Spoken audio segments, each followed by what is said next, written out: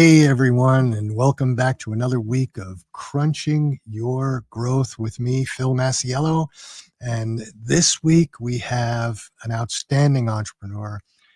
As he says, speaking about entrepreneurship, supporting entrepreneurs, supporting startups is his jam. So we're going to talk to Jeremy Shapiro today. He's been a mentor and a coach to entrepreneurs. He's been a serial entrepreneur himself over the last 25 years, starting businesses and mostly in support of other businesses, but we'll get into more specifics with him. He helps founders find their entrepreneurial freedom as a true business owner.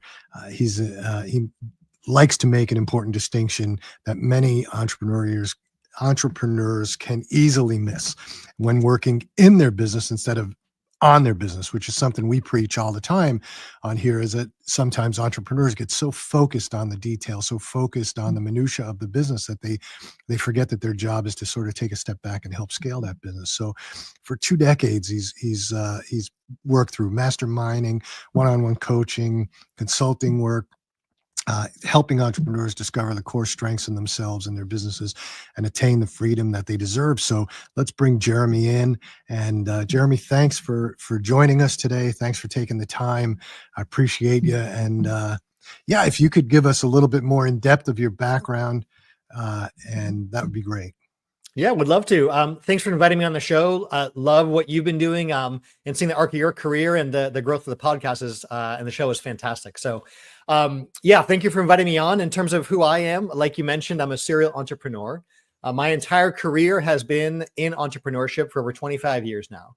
And all my businesses really have been in service of fellow entrepreneurs and helping them to move towards what we call entrepreneurial freedom. Yeah, that's fantastic. Can you give us an example of something that, of what that sort of means? Like for us, for example, right, I have, in addition to my own businesses that I've founded over the past, I have Crunch Growth, which is an agency.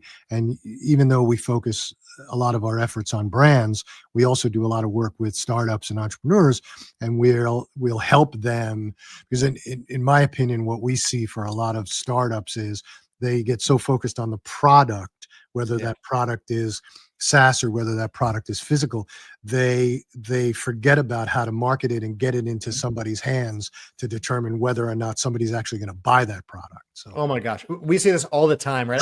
I call this like the inventor archetype. This is the founder who's a technical founder. They've got an idea, they tinker in the garage, whatever form that is, to work on the world's greatest new mousetrap or whatever it is, right? But until it actually gets out in front of the market and until people have a chance to show you the interest by actually buying or not, you have no idea if what you've got is worth anything at all. So we're a huge fan of MVPs, right? Your minimum viable products. Get something in front of the market. See if like we like to say, see if it's got legs, right? If people are actually interested, if they're really buying it, well, then we can scale and go from there. But if you're totally off the mark, right? If this is not the right market, not the right message, not the right product, well, let's fix that now at that early stage rather than after you've built out a mature product that the world doesn't want or you're too late to show. Sure. Absolutely. We see it a tremendous amount of time. I think that from my experience of dealing with young entrepreneurs, there's been this sort of almost like a badge of honor where these guys want to go out and raise money right away. And they think that that's really the right thing to do. And we always coach them, hey, first you have to figure out if you have a customer for your product, who's going to buy your product and what do they really want? And how do they feel about your product? Oh, my product's not ready. I want to make the website perfect. I want to make this perfect. And we're like, don't make anything perfect. Just go out and do it. Yeah. Because then you'll find out what the problems are. So, it's funny. There was a company we're working with, many prospective founders I talk with are exactly that bucket you're talking about, right? They want to go and find funding for an idea, right? But there was one company we're working with who they were working on getting the website online and the product launched and everything else. And they had their pitch deck, they had all that, but most importantly, they had a launch list opt-in on that site. And they were going out and doing the legwork and building up their pre-launch list. So at the point we were talking, they already had a pre-launch list of over 7,000 people who were all saying, when this launches, we're in. Now that is way more attractive as they're going out there and pitching and talking to investors. And wouldn't you know it, relatively shortly after we started working together, they were able to get that first round of real funding in because they actually had proven that there was real interest out there and they were getting that MVP to market. Contrast that with someone who just has the idea and wants to talk about it, right? That's not as interesting and is a much harder sell from getting a funding standpoint. But Yeah. we're huge fans of bootstrapping. Yeah. As am I, and have always been. I think sometimes, again, we've talked about it on this show quite a bit, that I think entrepreneurs try and go out almost like a badge of courage to try and raise capital. And when you raise capital too early, you lose control a bit, Yeah. number one.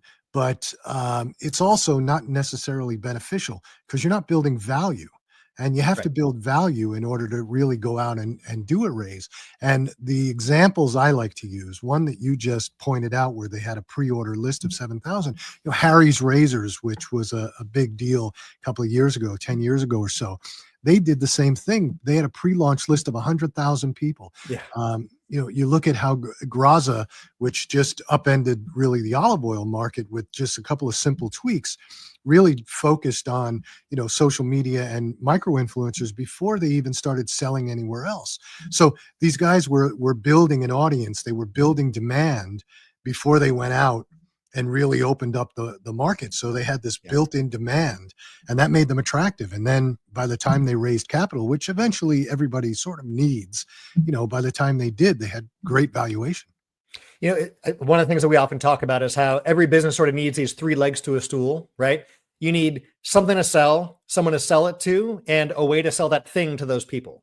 Now, not every business has all three when they get going, right?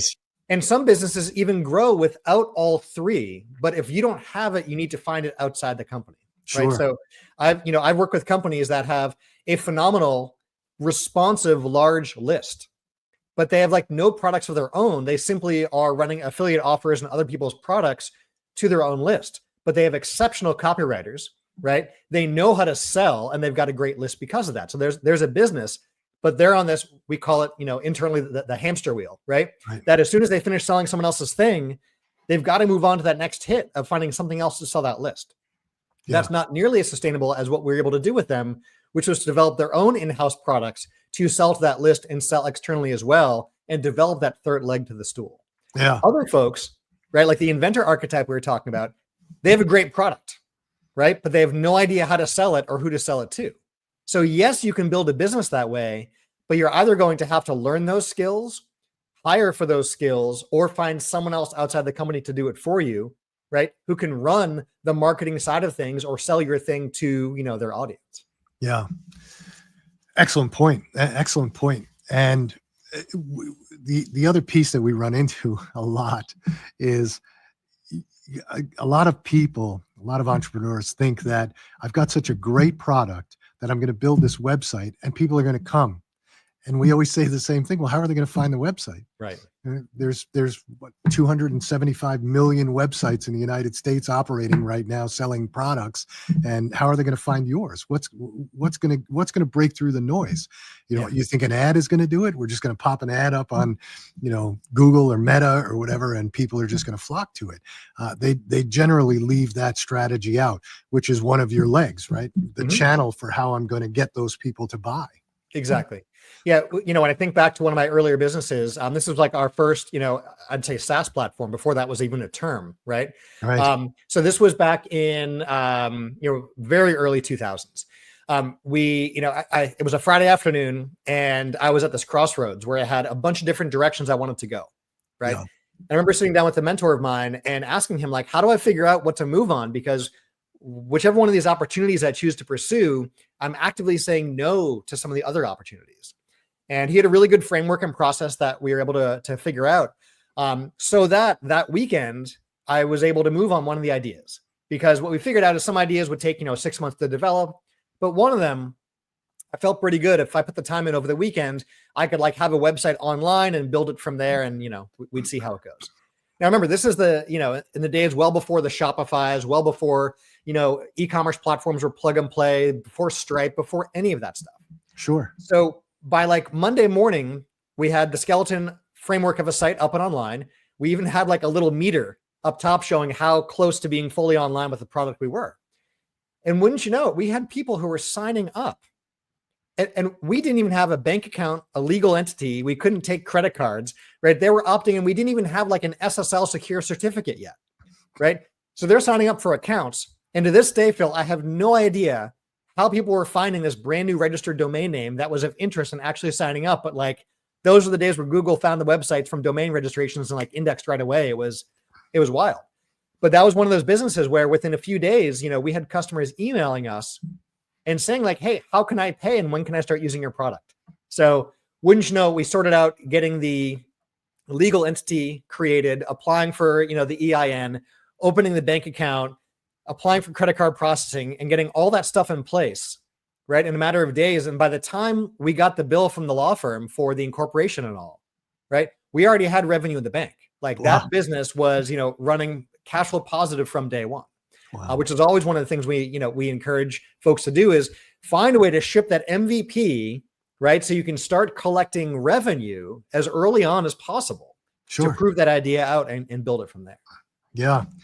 Yeah. You talked about the early days. We weren't in the early days, it was really the URL that made the most impact because 800 razors. Yeah. 800 razors or raw essentials, skincare, greatmeals.com was one of the first meal sites, and that was back in 2000. Yeah. And we could never figure out how people, because we didn't do any advertising. We launched it we had a retail business, retail food stores, and then we launched that, and we did sales in the first year. Weren't profitable because the cost of building a website then, like you said, there was no Shopify, there was no WordPress, there were no themes. No, we had a guy sitting there coding it. Oh yeah. You only had to worry about one screen. You didn't have to worry about, mobile and oh my gosh. You just had to worry about the desktop. And it's funny having done things the hard way then, years later, as I was, new businesses came along and such. For one of the businesses, the idea of CRMs and all of the stuff being hosted and someone else dealing with it was coming to be the new way that things were going. And so I said, like, man, we are never going to build our own e-commerce system again, our own credit card processing suite, like our own email marketing, like the next SaaS thing we're launching, like we are building it on an existing platform. Yeah. And so that opportunity came around. This was around 2010. And there was an idea that came up. I was in a mastermind group meeting and had this idea to fill a need we had in one of our own businesses. And so just back of the envelope idea, I was talking to other folks in the room around this. Just from that idea, I realized that there was an opportunity here because other folks in the room were saying like, hey, Jeremy, like it's not the greatest business idea, but like, if you're going to build it anyway, can we get access to that too? Can we be customers? And so from that idea, we flushed out sort of what that would look like and started to build the product out. And right away, we already had like our early beta customers who were happy to use the solution in their business and give us that early feedback and direction for what was important for them. And so the day that we went out and actually bought into a CRM for that business, right? We paid for that CRM on, on Monday, right? Connected up the credit card processing, got everything going, and we're able to bill our beta customers for the first time on that same day. Mm-hmm. So before that credit card transaction had even cleared for us to pay something, we had revenue coming in for that new business. And then we're able to move forward and bring that out to the market with customers, right? With case studies, with the functionality and benefits that we knew the market was looking for. And most importantly, with revenue. And we're able to build and snowball on that. So that kind of MVP approach is so important. It is. Yeah, it's a little bit difficult in the world that we live in, which is mostly consumer products. I mean, we do SaaS products and we do industrial products in some cases, but consumer products is a little bit more difficult because we've got to get the actual physical product created. So there is some sort of an investment, but in today's world, it's so easy. I don't want to say easy, nothing's easy, but it's less difficult than it has been in the past to get small runs, right? Years ago, if we wanted to do skincare and we wanted to have, 2 items, the minimum viable run was, 2,000, 3,000 units. Yeah. And you had to put the money out for that. And so you've got to figure out how to sell 2,000 or 3,000 units of something. Today, there's so many options for just doing a few hundred units just to test the waters and see how things are going. Yeah. But I loved Glossier. I don't know if you're familiar with her, but she did it, in my opinion, the correct way of launching a beauty product. She had her blog, and for years, and it was she'd come home from work and she would blog about cosmetics and beauty items, and then after about 4 or 5 years, she had millions of followers. Mhm. So she decided at that point to create her initial 5 items, and of course she had a built-in sales group. She was able Right. to pre-sell those items and Yep. get the revenue to be able to buy the items that she was selling. So it was fantastic. And then It's beautiful. And that going back to those 3 legs, right? Like she built up that list leg. And so then the product piece could come later. There's a company we're working with, also in the consumer space, and was building up an e-commerce brand, right? Yeah. So from previous businesses had built up a list of, ideal customers, right? There's a lot of Sure. overlap there. And so when it was time to start formulating products, there was already pre-launch done. And so they figured out the rhythm, right, of what it would take to launch a new product and what that cadence would be. So one of the things that we were able to do is bring in like this idea of a VIP program. So the idea, Zappos, many of us are familiar with, does this as well, that after a certain number of transactions, you're a VIP, Yeah. right? That gets you early access to things, free shipping, all these other benefits. So putting the same sort of VIP program in place for this e-commerce business, again, sort of cross-pollinating an idea from one business into their own, we were able to line it up so as a product was being thought of, the pre-launch was done for the list to just those VIPs. And if there was enough interest in pre-purchasing, that funded that run to then create the product and get out to the customers, get those reviews, get that feedback, adjust and dial as needed, right? Yeah. And then launch it larger with a much larger run. Yeah. That's a great process. It's a great process. Yeah, fantastic. So you've got a mastermind, I think I saw that you're doing today. And so what's your process today? You've got a mastermind that you bring in entrepreneurs, startups, guys similar to, are you handling it, I guess, similar to how Y Combinator does what they do, or? Yeah. So almost all of my, work, my career has been with existing business owners, right? They have an existing successful business, right? And they're looking to scale that up. Typically with founders and all that, we have resources. We help them out if they have an idea, like, that's rarely who my customer or client is. But we certainly point them in the right direction. But over the past few years, what we found is, we had enough founders coming to us looking for help and looking for the support. We created a community for those founders as well, right? Because what we found is when we have a mastermind group of existing business owners who are seeing success in different ways and are looking to scale or are feeling stuck and want to, continue that growth, they're sharing what they're working on, what's working, what's not, and where they need help. That's sort of the foundation of our hot seats during a mastermind day, right? A prospective business owner or founder of a brand new business is far more typically asking, how do I questions, right? They're not able to share what they're actively working on. They are looking for information on how to do something. Right. So that's not really a good fit for those folks to be in the same room. So by having a community for our founders, our existing business owners are able to come in and be mentors and help out and, give them some good direction, right? But really, the founders group is far more along the lines of group coaching, connecting up for resources, and helping, answer the questions that new business owners have and get them the access to the resources they need to launch that business and get off the ground. Then once that's going and growing and scaling, well, now they're a much better fit to connect with other like-minded business owners who are looking to scale up an existing process. Right. So your initial business is really people that have a business, any particular business, or does it matter? Yeah. So all of my work is, with the principal in the business, the person who's able to call the shots and adjust things. What we found experientially is, folks who really are like an independent, agent, as it were, of a broader business aren't the right fit. So like the example I often use is like, if you're a real estate agent, mortgage broker, wealth advisor, but like you still answer to someone, yes, you may have your own book of business, but like the key questions come down to like, if you got an idea from our work together and we wanted you to change your pricing model or change your offerings or add new products or just totally mix things up, Right. With a stroke of a pen, can you do that? Or like, does someone else have a say in that?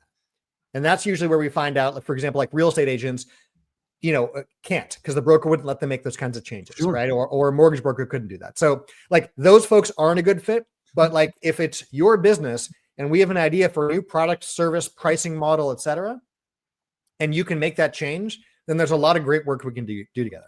I'm a huge fan of what I call, the small hinges that swing big doors, right? If you've got a good sized door of a business and we can make small tweaks, we can see really big dramatic change. But do you focus on any particular type of industry, or it doesn't matter to you? Got it. No, a lot of the best practices, like everyone likes to think that they've got a snowflake of a business, right? And yes, who your customer is and all those things do vary. But the best practices and the things that we teach and implement, this applies cross-industry, B2B, B2C, right? Online businesses, brick and mortar retail, subscription-based versus service-based versus product. Like the concepts are universal to business. Sure. Yeah, that makes sense. It's funny.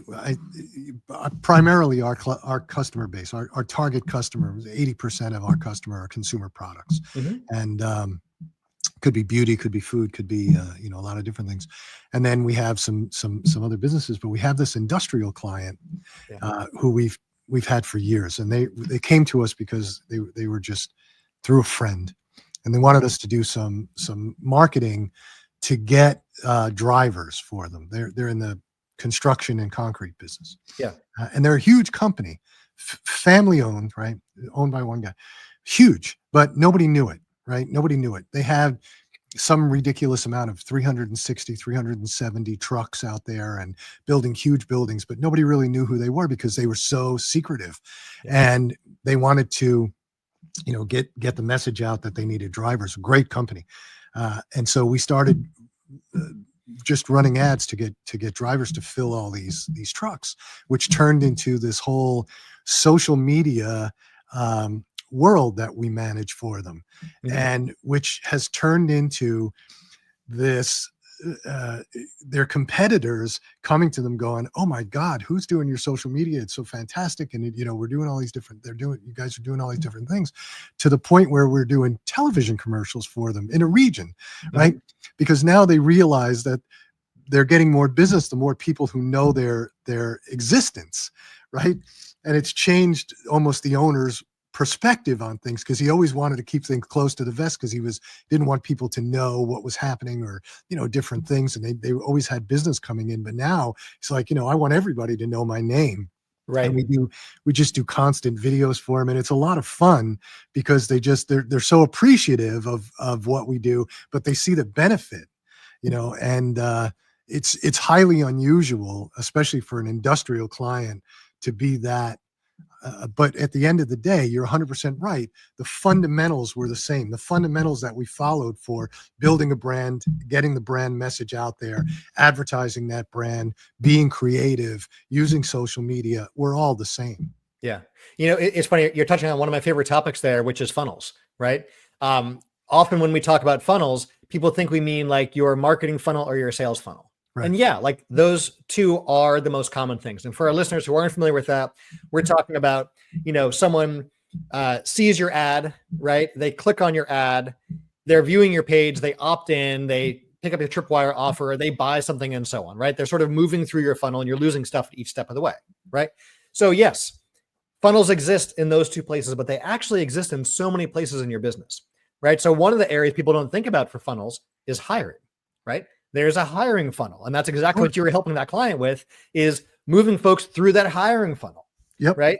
Not just the awareness of to apply for it, but what does that application process look like? Or what is the, like we like to say, the hiring gauntlet look like? What are the things, the hoops folks are jumping through, so you can actively disqualify and actively qualify the right candidates for the job? Sure. Funnels exist in business for what we call career ascension. Is someone coming in to work one particular job forever, right? Or are they coming in for a career and they want to see that growth opportunity? Well, that's also a funnel, right? How many folks go through each step of that, and so on. So these funnels exist everywhere in our business. And so that's one of the sort of those universal frameworks we look at of, first of all, knowing what our funnel steps are, which you'd be astounded how many folks don't know the funnels in their business, right? Two, is knowing what the actual numbers are for each one of those parts of the funnel. And then 3, my favorite, is knowing where to optimize and what to do to improve these funnels incrementally and iteratively. And we can apply that to any funnel in the business. Yeah, 100% correct. The hiring funnel was, and it was highly effective. I mean, we used a lot of different pieces and ads to get them to the page on the site, which sort of, it was self, what do you call it? It sort of weeded out people immediately. Actively disqualified. As soon as you started filling out the application, because it was asking the right questions. So by the time it got to human resources, right, if 100 people entered onto that list, 10 people came out as ideal candidates, and so and that's pretty good. Yeah, that's and we were able to fill those positions very, very rapidly, but they kept expanding, and so we had to keep doing it. But it's funny when we go through our funnel fixing process, right? Often everyone assumes we want to increase the efficiency at each of the steps, right? Improve the conversions, and we do. But there's actually the other end of the spectrum, which is if you have a funnel step with 100% conversion, right? Well, now we've got to ask about that step, right? Because if you've dialed it in so good, there's probably something we're losing out on. So there are challenges and dangers that come with the funnel being too effective at certain steps. And then we can look at, well, what do we want to widen up, further upstream on that funnel? Yeah, we never had that. I've never seen that problem where we've had, such great conversions. It's usually the other way, where we're trying to figure out going the opposite way, saying, "Oh, yep." That's the most common is dialing in and improving each of those steps. Exactly, improving the funnel. But yeah, I think it's exciting. But like you said, the fundamentals are the same. Doesn't matter what the industry is. But I think it's exciting sometimes. Some of the smaller companies that we make such big advances on, where by tweaking just some little dials and well, so it's we've all heard that story about the consultant who's hired to come into the factory line and figure out what's going on, and he looks around for quite a while and does some good work and writes up a report, and ends up taking out a screw and putting that one screw in the right spot in the assembly line, and gives them their invoice for $100,000 with the 2 line items, right? The screw is 5 cents, right, and then the rest of it is knowing where it's supposed to go, right. So, a lot of these things come down to, like you were saying with the levers, right? Or the knobs. There's a million knobs we have in business, and every book you read is going to tell you about different things to adjust. So it's not about knowing the knobs exist. It's about knowing which knob or lever is going to make the difference in your business right now. Right. Because the one that doesn't matter today might matter later on. Yeah. I'm sure you've had the experience of reading a good business book, right? And you read through the whole thing, you get some good takeaways. And then like a year or two later, you go back and reread the book, and you're looking at the cover thinking like, is this the same book I read before? Like, who snuck in the middle of the night and put that new chapter in that I must have, that wasn't there last time? It's just not what you needed at that time. And now it's what you need in your business. Yeah, no, absolutely. Absolutely. It changes so often, and you're faced with, you get faced with things that you didn't even realize you were gonna, I've been doing this for, just like you, for 25 years. And sometimes I think, I've pretty much seen it all. And then I wake up and I've got a new challenge and I go, so I've never seen that before. We've, and we're faced with that now with a product that we're trying to launch, because it's just not, anything we do is just not working. And, you have to go back to the basics, and you have to start back at, product and price and where we're placing the ads and how we're doing it. But it's just amazing how after all this time you would think, well, I can just figure it out. But and just when you think you figured it out, you find the exception, right? You realize the hidden variables that you didn't know were there. Yep. It's funny though. I find it interesting that different businesses are not just at different stages, but have different superpowers within the, the executive team or the founder, right? And so the things that you take for granted that you think are easy sometimes are huge challenges for other business owners. Absolutely. So there's one particular mastermind meeting I'm thinking back to, and for many folks, they're looking for growth, right? How do I get more leads? How do I, build the business with the existing customer base and so on, right? We had this guy who comes into the room.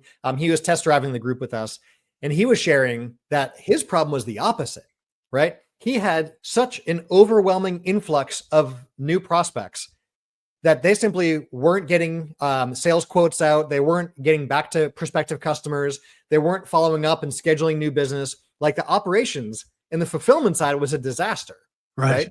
The lead gen part, no problem. And everyone's looking across the table thinking, well, we've got our operations dialed in. We've got a great product. We're looking to fill that funnel more. Right. And yet we had this other business owner who joined us, where he was at. He had around 120 something employees, multiple locations, right? And so some folks are talking about like a marketing strategy, and he's like, well, yeah, like I got a guy for that. He has, a full C-suite of folks who oversee things, right? These aren't problems that he as the business owner is actively dealing with, because he's got someone who handles that part of the business. Sure. Right. His challenge is run the leadership side and running an effective team at that higher level. Right. Whereas a smaller business doesn't have that. So sometimes the best practice that someone's sharing with you, or that you read in a book, or that you hear about, or you listen to on a podcast or whatever, isn't what you need right now. Right. But man, on a reread or a re-listen later on, that might be exactly what you need in your business right now. Yeah. It's amazing. I just read this article about the turnaround of Chili's restaurant. And it was amazing, because the thing that caught my eye was that the analysts were all saying that this was probably the greatest turnaround in restaurant history. Right. And I urge you to read it. I found it to be intriguing. But the thing that they did was the use of social media in the turnaround. And it was pointed out by the analysts and everybody about how they used social media today, primarily TikTok, to reach a whole new audience who didn't even know Chili's existed or what they sold. And all of a sudden, this led to this enormous turnaround. And we do a tremendous amount with social selling and short form video, long form video. And, it started to get me thinking about just a different approach, because social media has become, or video in general, has become such a useful tool, even for B2B outreach, even for, employment, even for any of the funnels, in my opinion. And so it's just become this tool, another arrow in the quiver that didn't exist really 4 or 5 years ago, right? It wasn't something that you were reading about or hearing about. And now all of a sudden it's turned into this ability to almost impact a turnaround of a business, which I found fascinating. Yeah. Oftentimes we find that the businesses that come to us have a successful sales channel. There's somewhere that's working well for them, but that's not getting the growth they need, right? So yes, we can look at efficiencies in that channel, but very often we're able to cross-pollinate a channel that others are using successfully into a business who's not using it, right? Like Chili's did with the social media. It's huge. We had two businesses sitting across the table from each other, both B2C, right? One had a thriving e-commerce business and the other had a thriving retail store, right? Brick and mortar. So what's interesting though, is the e-commerce business, one of the practices that they use very successfully was email marketing. Right. So they would follow up with their customers. They would email about new products. They ran different promotions, and they knew every time they clicked send on an email, money came in the door. Yeah. Right. And they dialed, and the metrics they looked at were things like earnings per click, right? In all these different numbers for how effective their email campaigns were. They click send, money comes in, right? The brick and mortar retail store, they were seeing great success with working with list brokers, buying lists, using direct mail, getting people who'd never heard of them to come in the door to the retail store through direct mail. Right. So both these businesses are seeing success, right? But in very different ways. So simply by being in the same room and having a facilitated conversation, we're able to cross-pollinate those ideas. So over the course of the time between the two meetings, right, the e-commerce store owner was introduced to the list broker, was introduced to the print fulfillment house, to all the different things, got all the questions answered on best practices, and sent out a direct mail campaign and brought in first-time buyers to their e-commerce site who had never heard of them before. Yeah. Right. And the retail store owner was sending out emails for the first time and collecting emails at the counter for checkout and building up their list and using email marketing, and suddenly was reporting back their earnings per click and the new revenue that came from every time they sent an email. Yeah. So much like you shared with Chili's, adding on social media for a turnaround, any of our businesses across industry can simply take what someone else is seeing success with use that best practice and put it into your own business and add on an entirely new sales channel, get access to an entirely new pool of prospective customers, and so much more. It's funny you should say that about the direct mail piece, because I was in a group. I'm in a group where we share ideas, and I was in this group one day, and there's a guy who does sells windows, Yeah. and he's successful with it. And I said, hey, your guys were in my neighborhood evidently because I got a door hanger, and I was thinking about you. I said, but honestly, does that work? He's like 12%. 12%. He goes, I get a 12% return on it. I said, are you kidding me? He goes, I get a 12% return on it. He said, I've been doing it for years. He said, yes, I do email marketing. Yes, I do direct mail, but I send a guy out. He said, and I pay them to put door hangers on. And as long as I make sure that they're doing that and not dumping them, he said, I get a 12% return. He said, and it's consistent and it's worked for years, and I'm not going to stop doing it. And there were other people in that listening to him going, I wonder if that would work for my business. I wonder if that would work for my business. Some of them were brick and mortar, some of them were omni-channel, all of them looking for growth. But I was just amazed because, I've direct mail, I've seen a sort of on a comeback, on a rise. Yeah. Then it was sort of a forsaken angel for a while. And it's worked for decades. Yeah. And all of a sudden now I see people using it again and ramping up. But you're right. It has worked for decades. So what's powerful, what I love about that you shared there is I bet you, that colleague of yours was not going around telling everyone, hey, guess what? I'm using direct mail and I'm seeing 12%, right? That's one of those things he kept close to the chest that only came up because he knows you and you've got a relationship and you asked about it, right? Yeah. So when we hear about other sales channels, but we don't know about them, it's hard to add that onto our business because it's this great unknown. Right.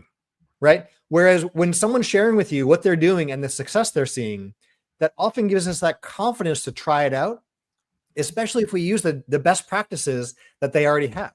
So you can have one of your other businesses that you're working with, try out door hangers, right? With the confidence of, hey, he sees a 12% response rate on that. And here's how to hire someone. And here's how to manage them. And here's how you pay them. And here's how all that works.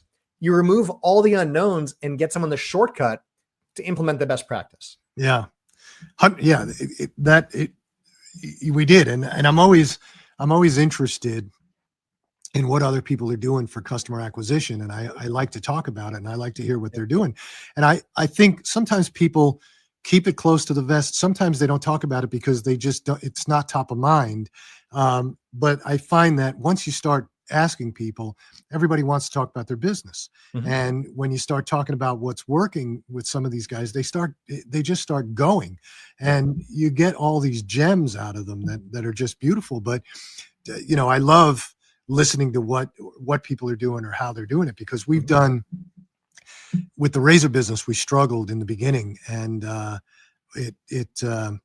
we have a pretty famous story about it, because I was just getting frustrated. We were doing it for a year and doing the normal things that we were doing. It just wasn't working.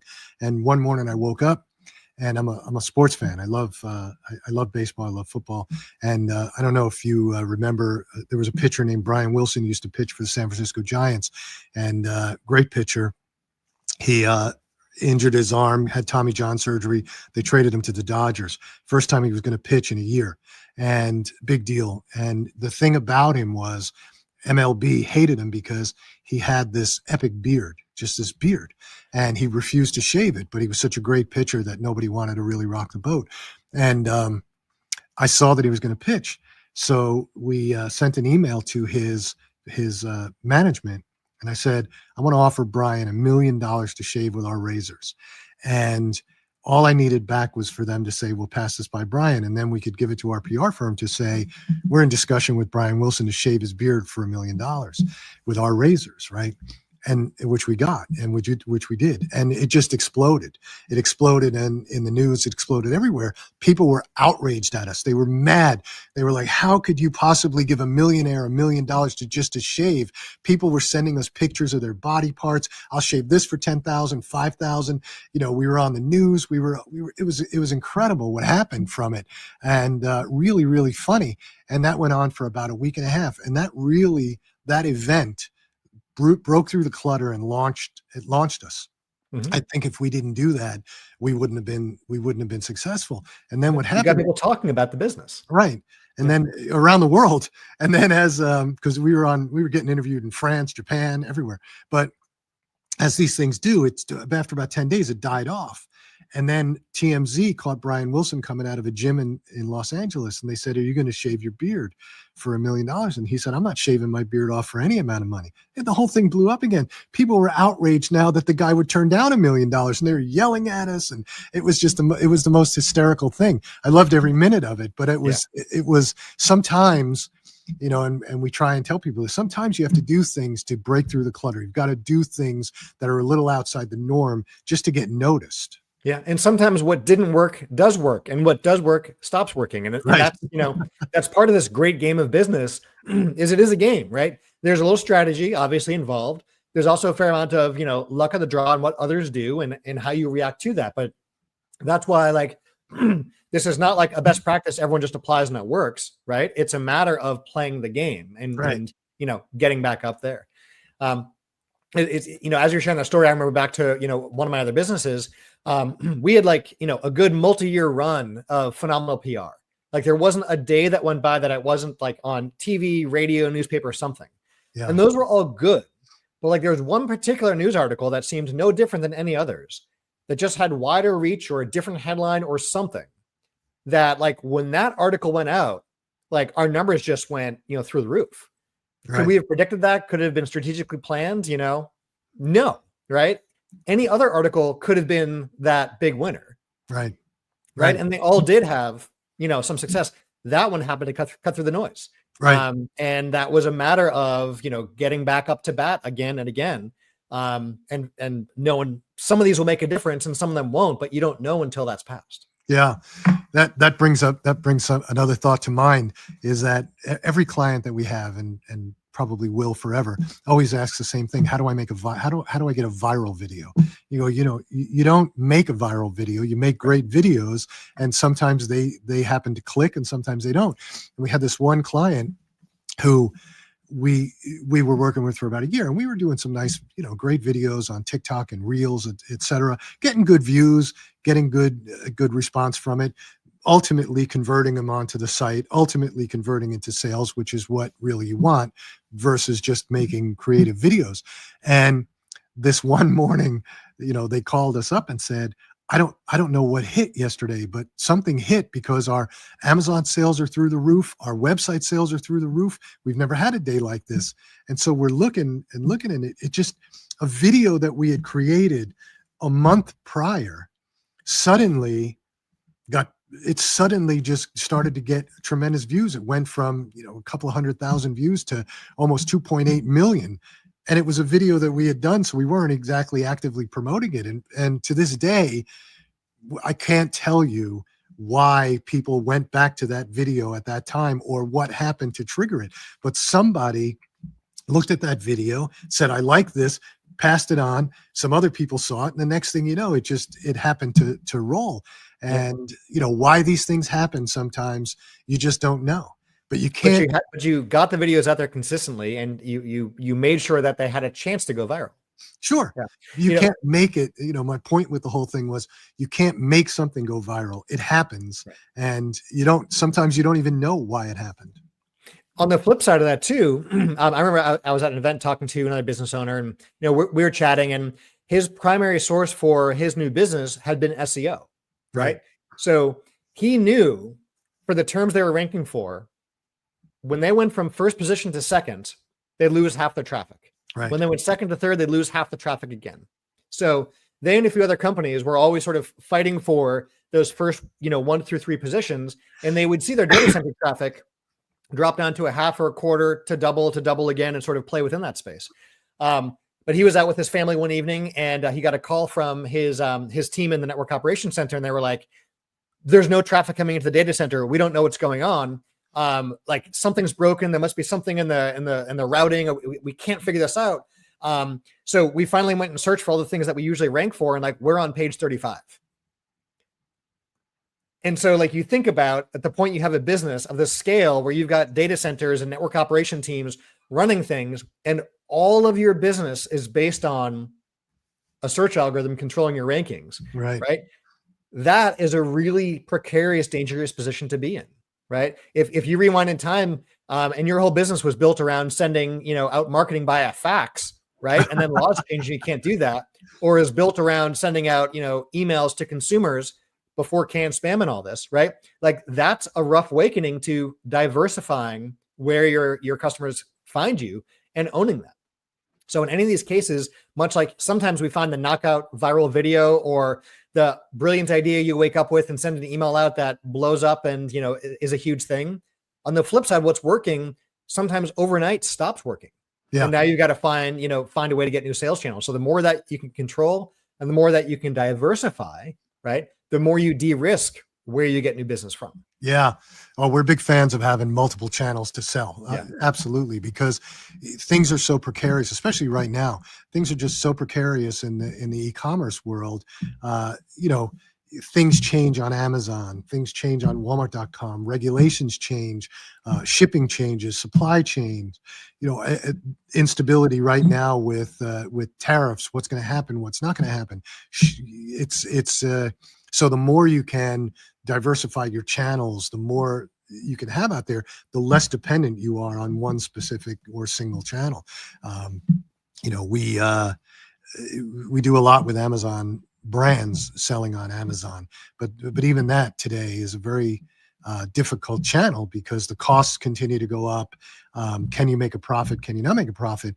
And there were some brands that we started with that were Amazon first, and we've gotten them, to build up their website, get on Target.com, Walmart.com, Etsy, if it's applicable, any other platforms, because you just cannot control some things when they change. And we've seen guys out there on the Amazon side where they make a misstep and they get their account shut down. Right. We had a friend who sells worldwide. He's in a beauty business, sells worldwide, and they had a problem they had a banking issue in the UK, and it shut down all their accounts on Amazon for a week until they got it figured out. And I mean, that's devastating for somebody like that who's so dependent on it. I mean, even other parts of the business too, like credit card processing, right? If you're doing your own processing and all, having one provider is a precarious, dangerous position to be in. Sure. Because depending on what industry you're in, sometimes those merchant accounts will freeze, right? And want to do an account review. Well, you've got millions tied up in an account and more revenue coming in that won't be released to your bank account while you've got payroll to make, vendors to pay, suppliers to work with, and so on. So, even that's one of those areas in business, diversity is a good thing. So you can go to a fallback processor or, split the processing at least. Yeah, absolutely. It's a very, I think more and more brands start to realize that they have to have diversification in almost every part of what they do, even with servers, even having redundant servers, because we have one client who went down yesterday and they only had one server. So yeah. We were talking earlier about MVPs, right? And proving this out, that, this goes to all of, the redundancies we're talking about now as well, right? So do you need to start a business with 4 merchant accounts in place and, multiple bank accounts and multiple vendors and suppliers? Like, no, right? Go prove the MVP out as you grow and scale. Right. Know that stuff is in your future, but you don't need to take on that expense and that burden, all that, on day one. No, not at day one. But as you build and your exposure gets to be great, then Precisely. Yes, absolutely. You need to start looking at it. Well, we've got a couple of more minutes left. We've got to wind this up. So any last minute thoughts, any great nuggets of wisdom for entrepreneurs, startup guys, business owners that you want to leave them with? The journey of entrepreneurship can feel lonely at times, right? We like to say it's lonely at the top, right? Everyone else sees the outward signs of success, right? They see you as the duck floating effortlessly across the water. not aware of, the web feet underneath the water and all the hard work you're doing to show those outward signs of success, right? So when things are going well, who do you share that with? Who do you talk to about that, right? When you're facing challenges or things aren't going well, where do you get the support you need? So if you surround yourself with like-minded, growth-focused entrepreneurs on that same journey, but on their own path, you'll find that support that you need. So you're not alone out there. And rest assured that whatever you're facing, whether, challenges, whether it's, in parenting or financial or relationships or in the business or in marketing or in HR or whatever this is, you're not the first person to face that challenge. Others have faced that before, are facing that right now, have gotten through to the other side and can share the resources and help you along the way. And on the flip side, when things are going really, really great, we can lose sight of our accomplishments because we're always focused on that next goal, that next, step of the way. And we don't take that time to look back at all that we've accomplished and acknowledge that and celebrate that. So make sure you have those around you who can celebrate you and acknowledge you and point out all that you have accomplished and done, and give you that kudos and support you really need in both the bad times and the good. Yeah. Are you familiar with Vern Harnish? Yeah. Yeah. So Vern was on the show a little while ago, and I've known Vern for a really long time, and he's always been a big advocate of groups and having to bounce ideas off.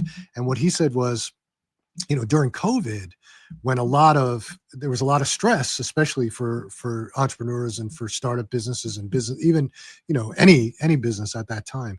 And he said it was at that point in time that people really started to embrace the concept of the group meetings. Instead of doing them once a month, they were doing them once a week, and people really needed it. I know we did, because it was a rough time, but right.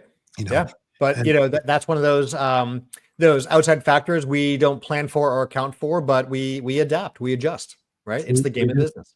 Yeah. And Vern had a good point about it, because we were talking about it, and I said, it was at that point in time that I started to really step back and think about the business in a different way, and said, what do we do to protect ourselves against this? And he said, when things like this happen, I always look at it as opportunity, because other people are falling apart. There's always going to be an open gap that you can figure something out through. So anyway, yeah, it's a great discussion. Jeremy, I appreciate it. How do people find you? So you can find me. I'm pretty active over on LinkedIn under Jeremy Shapiro. You'll find me there. But a lot of my writing and a lot of the things I put out there, info on our new book that's coming out, and so much more. All that is over at bayareamastermind.com, BAYAREA, mastermind.com. And what's your new book? So our new book is all around increasing the profitability in your business. So if you've built your business, you're seeing success, but feel plateaued or stuck, these are the proven tactics and strategies that get businesses unstuck and back to growth and profitability. And when will that be out? My entire playbook of best practices. When will that be out? So that's coming out shortly. So that is almost through writing. And we've got a bunch of great folks providing feedback along the way. So if you want to get early access to that, or have a say, or get some input, we'd love that. And that's at bayareamastermind.com/book. Great. We'll put all that information in the product description for everybody. And then, but yeah, you can find Jeremy on LinkedIn and bayareamastermind.com. Great. Hey, thanks for taking the time to come on, Jeremy. I appreciate it. Thanks for inviting me on. This was a ton of fun. Yeah, it was a good time, and we'll see you next week.